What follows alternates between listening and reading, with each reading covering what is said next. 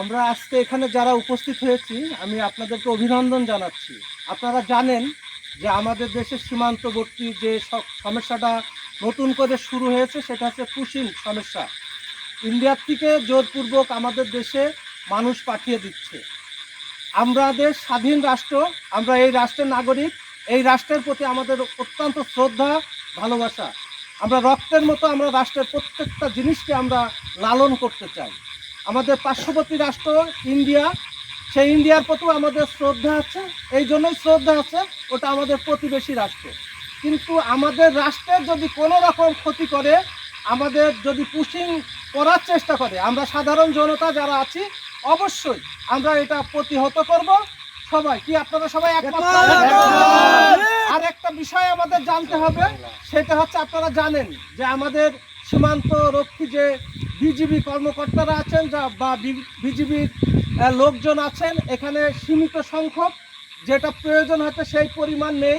বিজিবির কর্মকর্তাদের সাথে আমরা সর্বদা সজাগ এবং সর্বদা তেনাদের যে দিক নির্দেশনা থাকবে, আমরা সেই দিক নির্দেশনার প্রতি আমাদের শ্রদ্ধা থাকবে দেশের সার্বভৌমত্ব রক্ষার জন্য। আমরা সব সময় চাই আমাদের দেশটা সুন্দর থাকবে, আমাদের দেশটা ভালো থাকবে। আমরা পার্শ্ববর্তী রাষ্ট্রের সাথে কোনো রকম সংঘাতে জড়াতে চাই না, আমরা তাদের সাথে বন্ধুসুলভ আচরণ করতে চাই। আমরা সীমান্তে যারা পাহারা দেব, আমরা সীমান্তের 100 গজ বাইরে থাকবো। আমাদের যে সীমান্ত আছে সেই সীমান্ত থেকে 100 গজ বাইরে থাকবো, 100 গজের ভিতরে আমরা ঢুকবো না। কিন্তু আমরা যেটাই করব, আমরা কারোর সাথে বৈরী সম্পর্ক তৈরি করতে চাই না, আমরা বন্ধুত্ব সম্পর্ক তৈরি করতে চাই, করে আমরা তাদের সাথে চলতে চাই। কিন্তু আমাদের সাথে যদি কোনো রকম তারা চেষ্টা করে খারাপ ব্যবহার করার জন্য, আমাদের জীবন থাকতে আমরা কখনোই তাদেরকে এই রাষ্ট্রে ঢুকতে দেব না। ঠিক আছে, এই জন্যই ঢুকতে দেব না। তারা এই রাষ্ট্রের মানুষ না, তারা জোরপূর্বক এটা শুরু করেছে। সারা বাংলাদেশে যেমন হচ্ছে, আমাদের আজ সকালেও আমরা শুনেছি যে এখানে হয়েছে।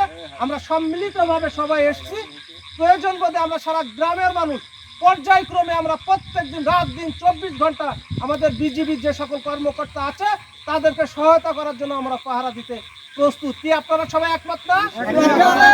আমাদের দেশের মাটিতে কোনো ইন্ডিয়া নিয়ে আসতে পারবে না।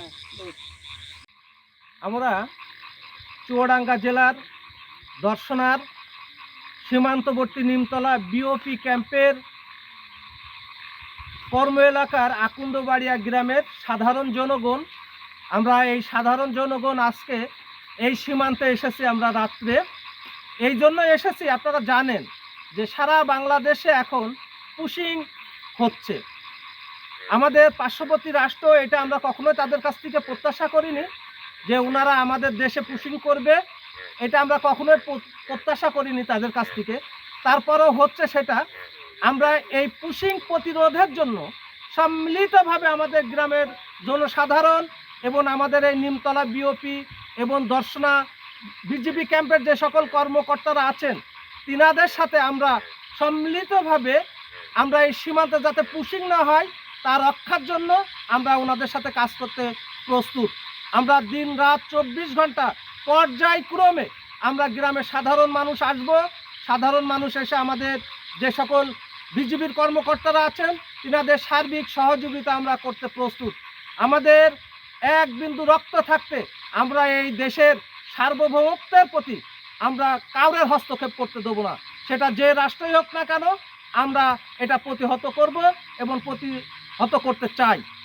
যে আমরা আজকে যারা এসছি, আমরা শুধু আমাদের মধ্যে সীমাবদ্ধ রাখবো না, আমাদের গ্রামের যিনারা আছেন আমরা সকলকে এটা বলবো।